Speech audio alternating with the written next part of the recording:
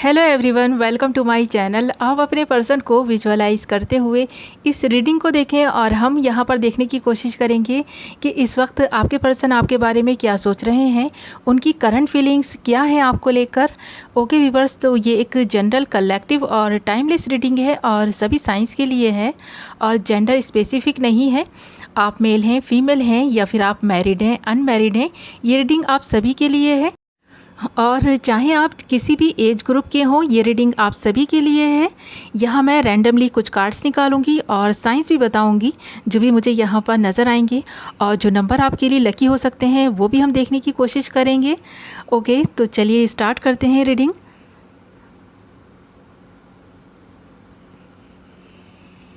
यहाँ जो हमारे पास फर्स्ट कार्ड आया है वो आया है किंग ऑफ वैंड्स। नेक्स्ट आया है queen of wands. Oh wow, प्यार आ गया यहाँ। ऐसा लगता है आप दोनों ही काफ़ी एक दूसरे के लिए पैशनेट हैं और काफ़ी फीलिंग्स रखते हैं। यहाँ जो नेक्स्ट कार्ड आया है वो आया है द मून। नेक्स्ट कार्ड है 9 ऑफ पेंटिकल्स।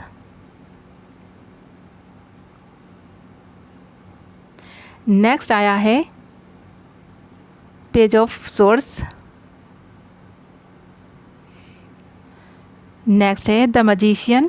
अब इन कार्ड्स को क्लैरिफाई भी करेंगे, कुछ और कार्ड्स देखते हैं। तो जब तक मैं कार्ड्स शफल कर रही हूँ और आपके लिए कार्ड्स क्लैरिफाई कर रही हूँ इन कार्ड्स को, तो आप अपने पर्सन को विजुअलाइज करते रहें और पॉजिटिविटी अपने अंदर लाते रहें, क्योंकि जब कभी भी हम किसी भी काम को पॉजिटिविटी के साथ करते हैं तो हमसे अच्छे से रेजोनेट करती है। और इसी पॉजिटिविटी के लिए वीडियो को लाइक कर दें।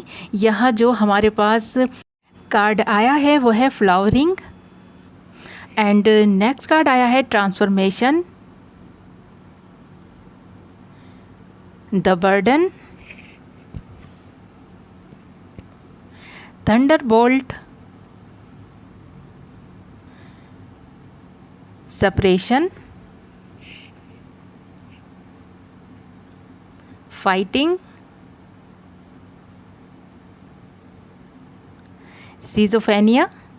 And bottom of the deck जो कार्ड आया है वो भी देख लेते हैं।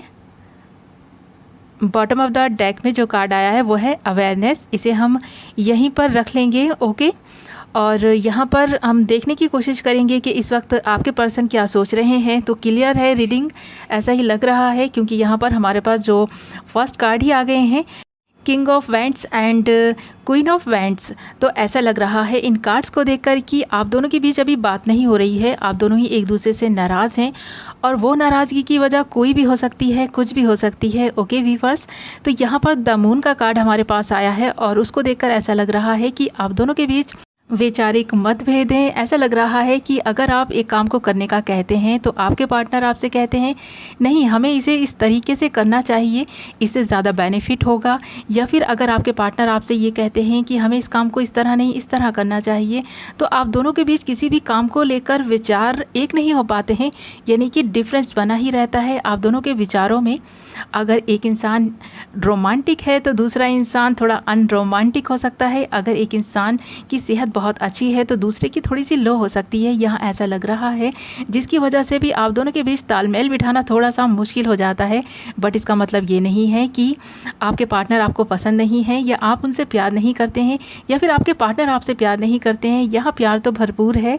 इसी की वजह से आप दोनों एक दूसरे को मैनिफेस्ट करते हैं। आप दोनों चाहते हैं कि आप दोनों ही अपनी जो भी कमियां हैं उनको सुधार लें और एक दूसरे के साथ लाइफ में इस तरह से आगे बढ़ें कि लोग आपकी प्यार की मिसाल दें। यहाँ ऐसा ही लग रहा है। और यहाँ पर ऐसा लग रहा है ज़्यादातर लोग जो इस रीडिंग को देख रहे हैं वो मैरिड हो सकते हैं और किसी न किसी रिलेशनशिप को लेकर ही देख रहे हैं। अगर आप मैरिड नहीं भी हैं तो ऐसा लगता है आप दोनों ही इस वक्त एक दूसरे को पाना चाहते हैं, जिसकी वजह से आप दोनों काफ़ी मेहनत भी कर रहे हैं, एक दूसरे पर वर्क कर रहे हैं और जो अपनी कमियां हैं उनको सुधारने का भी ट्राई कर रहे हैं। यहाँ ऐसा ही लग रहा है। और एक दूसरे पर सोशल मीडिया पर नज़र बनाए हुए हैं, स्टॉक कर रहे हैं, एक दूसरे से बातें नहीं कर रहे हैं बट एक दूसरे के बारे में इंफॉर्मेशन ले रहे हैं। यहाँ ऐसा लगता है आप दोनों ही अपने अपने पार्टनर को काफ़ी काफ़ी पसंद करते हैं। यहाँ पर 9 ऑफ पेंटिकल्स के कार्ड को देखकर ऐसा ही लगता है। और यहाँ पर जो अदर कार्ड्स हमारे पास आए हैं उनको देखकर भी ऐसा लगता है, फ्लावरिंग आया है, ट्रांसफॉर्मेशन आया है। तो व्यूअर्स, ये जो कुछ भी अभी आप दोनों के दरमियान चल रहा है, यहाँ आप दोनों के बीच कुछ ट्रांसफॉर्मेशन आने वाली है। ट्रांसफॉर्मेशन के उस दौर से आप गुजर रहे हैं कि ये सारी ही चीज़ें मुमकिन है कि हो। ओके, तो यहाँ नेक्स्ट जो कार्ड आए हैं द बर्डन एंड थंडरबोल्ट, इनको देखकर ऐसा लगता है कि आप दोनों के बीच वैचारिक मतभेद इसलिए भी होते हैं क्योंकि आप अदर पर्सन्स की राय लेते हैं और वो कभी कभी आपको गलत राय देते हैं, जिसकी वजह से भी आपके बीच मिसअंडरस्टैंडिंग्स क्रिएट होती हैं और आप दोनों ही ऐसा लगता है कि एक दूसरे पर बिजलियाँ गिराने लगते हैं, एक दूसरे के साथ ब्रेकअप करने लग जाते हैं और कहने लग जाते हैं कि तुम मुझसे बात मत करना, अब मैं तुमसे बात नहीं करूँगी या करूँगा, ऐसा ही यहाँ लग रहा है। और जो नेक्स्ट कार्ड हमारे पास आए हैं वो हैं सेपरेशन एंड फाइटिंग। तो आप दोनों के बीच काफ़ी सारी फाइटिंग हो रही है, जिसकी वजह से आप इस सेपरेशन के दौर से गुजर रहे हैं। और यहाँ पर जो हमारे पास नेक्स्ट कार्ड आया है वो है सीजोफेनिया एंड अवेयरनेस।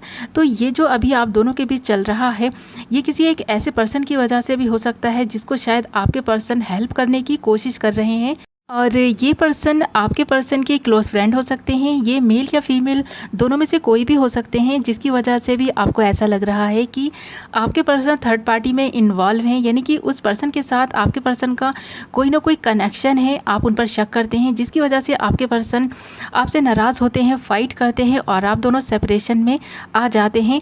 कहीं ना कहीं आपके पर्सन को ऐसा लगता है कि आप उन पे शक कर रहे हैं, जबकि वो आपसे बहुत प्यार करते हैं, आपकी केयर भी करते हैं, उसके बावजूद आप अपने पर्सन पे शक करते हैं, जिसकी वजह से आपके पर्सन आपसे खफा से रहने लगे हैं, दूर दूर से रहने लगे हैं, आपसे नाराज़ रहने लगे हैं और ये नाराज़गी आपको अच्छी नहीं लग रही है। अब आप चाहते हैं कि आपके पर्सन आपसे उसी तरह बात करें जिस तरह से पहले किया करते थे और आप चाहते हैं कि आपका रिलेशनशिप पहले जैसा हो जाए। आप दोनों के बीच जो पहले प्यार हुआ करता था वो प्यार फिर से वापस आ जाए और ये पर्सन आपकी ज़िंदगी से चला जाए, क्योंकि इस पर्सन की वजह से आपने बहुत दुख सह लिया, ऐसा आपको लग रहा है। मिसअंडरस्टैंडिंग्स भी बहुत ज़्यादा हो रही हैं, जिसकी वजह से भी आप चाहते हैं कि अब ये पर्सन आपके पर्सन की लाइफ से चला जाए ताकि आप दोनों के रिलेशनशिप पहले जैसा हो सके। और इन कार्ड्स को देखकर ऐसा भी लग रहा है कि आपके पर्सन को भी ऐसा लगने लगा है कि अब उस पर्सन को आपकी लाइफ से चले जाना चाहिए और अब लगता है कि आपके पर्सन उसको बहुत जल्द उसकी लाइफ में सेटल करके आपके पास वापस आने वाले हैं, क्योंकि वो उसकी हेल्प करने के इरादे से ही उस रिलेशनशिप में हैं, क्योंकि वो हो सकता है उनकी बहुत ज़्यादा क्लोज़ है और आपके पर्सन को थोड़ा बहुत अटैचमेंट भी है उस पर्सन से, जिसकी वजह से भी वो उनकी हेल्प कर रहे हैं।